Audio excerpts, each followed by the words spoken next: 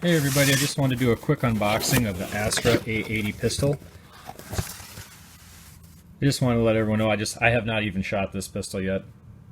I ended up getting this from J&G Sales. The price was $249. The Astra A-80 pistol was manufactured in Spain, and they started producing this in 1982. This pistol was used by the Spanish Armed Forces and Lebanese Armed Forces. This pistol was designed after a SIG 220. As you can see, the shape is most likely, it's for all intents and purposes kind of the same design. You do have a decocker, external hammer, slide stop or slide release, if you will, and a takedown lever as well, in the same spots that you generally see it on a SIG P220, 229, 226, pistols like that. I do like the fact that the lower is steel and the slide is steel. It's kind of nice. It does give the pistol some weight. There's some contention on what they weigh. 34.5 ounces, one source. Another source said 4 pounds. It's not 4 pounds. Anyhow, the Astra A-80 is a double action semi-auto pistol. If any of you have shot at any one of the SIGs, you're going to know pretty much how it feels and how it operates. The pistol does not have what we would consider the conventional magazine release. The magazine release is in the heel. And you might think to yourself, well, they were making this in 1982 and they still had a heel release. Why is that? Well, some overseas countries, they were actually asking for something like this.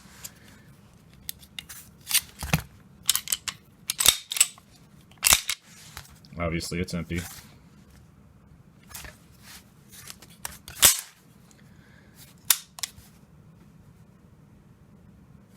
This one is chambered in 9mm parabellum, 9x19, whatever you want to call it.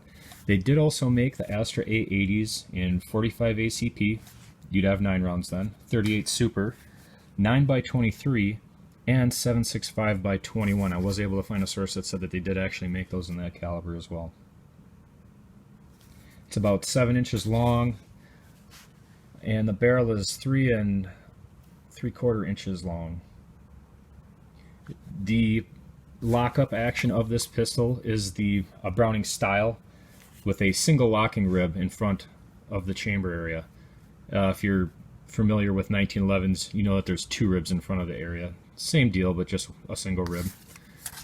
The front sight is fixed, and the rear sight is dovetailed, so it can be drifted for windage. There is a loaded chamber indicator on the pistol. You can see the red paint right there. And that's pretty much all to really go over. I mean, if you've fired a SIG, then you kind of know what this is going to be like for the most part.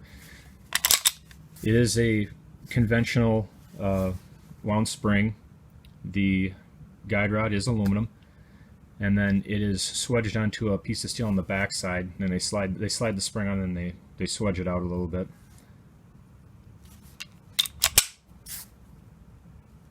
If you do end up getting one of these, I recommend taking the grip panels off and cleaning out all the cosmeline. There was still cosmeline on this one. I'm not saying they're all going to be the same, but there was cosmeline still on this one. And then also, when you get your magazine, I recommend doing the same thing to the magazine, because there was cosmeline inside all these different parts of the magazine. And inside the follower especially, there was a lot of cosmeline I had to take out as well. There is an interesting thing about these magazines, though, and I'm assuming it was to save on manufacturing. You'll notice these little dimples right here. And the same ones on the other side, you'll see the dimples. So if you take this magazine apart really quick, and I think this is really interesting from a manufacturing point of view,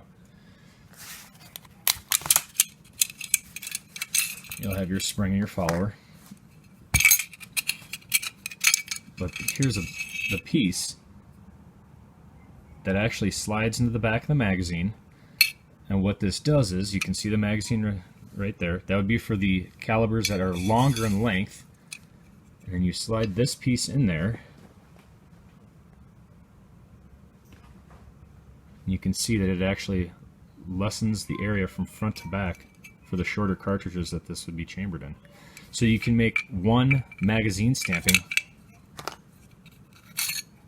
and then put that spacer in there, and then you could have that. That's all you need to manufacture is the one type of magazine. They did form this all the way around, and then the back is where the split would be during the manufacturing process. You can see some of the grinding marks when they grounded the weld flat, and you can see inside here that it was just TIG welded up really quick.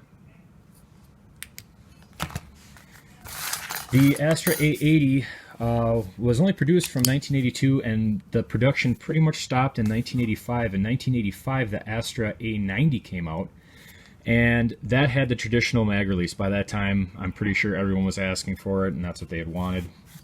And the Astra A-90 was chambered in 9mm and 45 as well. The Astra A-90, I also must note that it also had the slide-mounted safety. Some people like them, some people don't, but it was, you know, more safe. At least that's what people would, you know, would say. And then in 1990, Astra had come out with the Astra 100, and that was more like this, where they took that safety back off. It had the controls just like this. I think the real difference was that it had a 2-part firing pin system in it. Again, more safe. And it was chambered in 9mm, 45, and 40 Smith & Wesson. And yeah, the only real differences between this and the SIG 220, aside from the smaller things, smaller inner workings and whatnot, would be that, you know, these are double stack magazines, and obviously a 220 is a single stack magazine.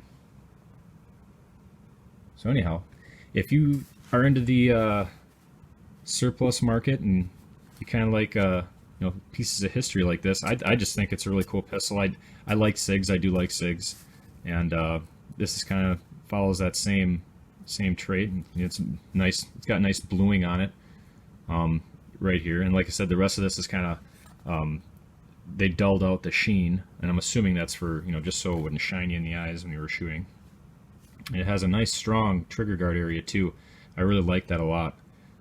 Good for service use.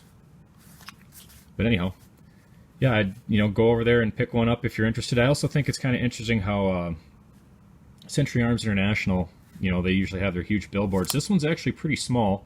It's not as gaudy as some of the other ones that I've seen on some of the pistols. And they also were nice enough to put the serial number in front of the grip. And they also, I noticed on this model, generally they'll have, you know, CIA, Georgia, you know, VT, where they're from, and then the caliber, and then generally they'll have where the pistol was produced, where it was made, manufactured, what have you. On this model they actually don't, so that's kind of nice. And, you know, obviously it already says it on the slide up here, but even on certain models of pistols that we've seen come into the country, they'll actually have that extra line here stating where it came from. But anyhow, yeah, if you guys have any questions, ask in the comments. There's not a whole heck of a lot of information out on these. I know there's a lot of other guys doing reviews on these, but I really think that it's a really cool pistol. I mean, for the price, $249.99.